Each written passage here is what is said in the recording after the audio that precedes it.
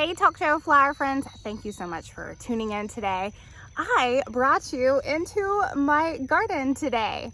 So each week I bring you, what flowers are coming into bloom, and this week the zinnias are starting to come into bloom. So I thought I would talk you through how I grow the zinnias and how to harvest the zinnias.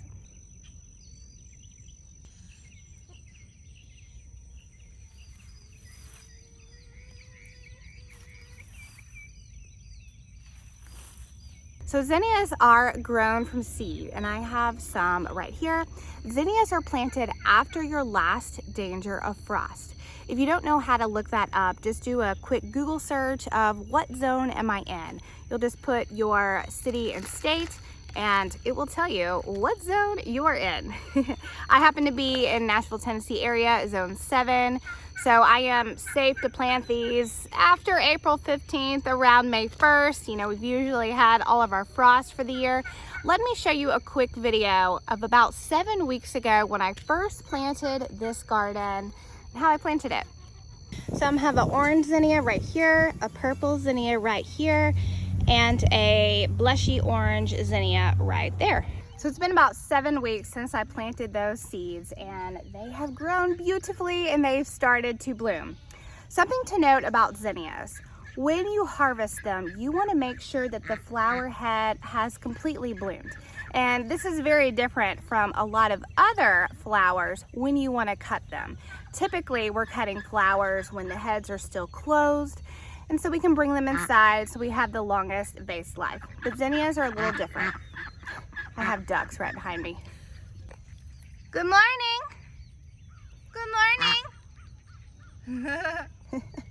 So now that we have our zinnias and they have bloomed, our next test to see if it's time to harvest it is the wiggle test.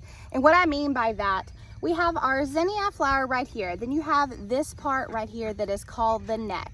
If it is floppy, it is not time to harvest your zinnias yet. And let me show you what I mean by that. This particular one right here, when we wiggle it, do you see how the flower head is floppy? It's not quite ready yet. It needs a couple more days. But let me show you this one down here. You see how it's more stiff? See, more stiff, more floppy. So we want to harvest this one right here. It's ready. So now that we found what flower we're going to harvest, I always leave 1 to 2 sets of leaves right below where I'm going to harvest. So let's take our first zinnia for the day.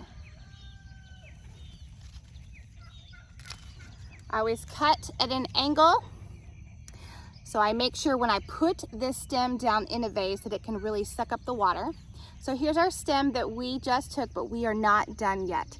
We need to strip all these extra leaves off, and even these side stems, because they are not going to continue to bloom.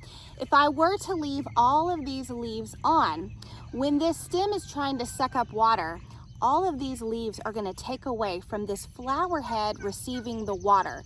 And so therefore your flower could actually end up wilting. So we really don't want to compete with that. So all I do is I just take my fingers and I run them down, and the leaves and the extra stems just come right off.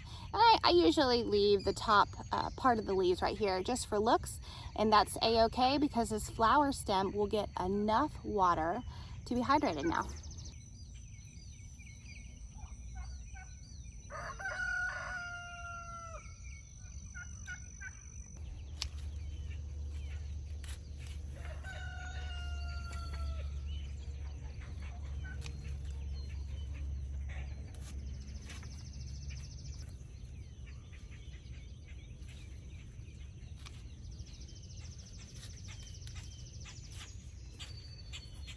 All right, so we have our zinnias cut for the morning. I have 3 different varieties here. I have purple prince because I love all purple flowers. We have got, this is Benari's Giant Salmon Orange, and then we have got Blush Orange. Okay, so I have got all of my flowers cut for the morning. Look at all of this beauty. We've got our zinnias right here. It's time for me to take these back in the house so they can cool off a bit. Thanks for hanging with me this morning.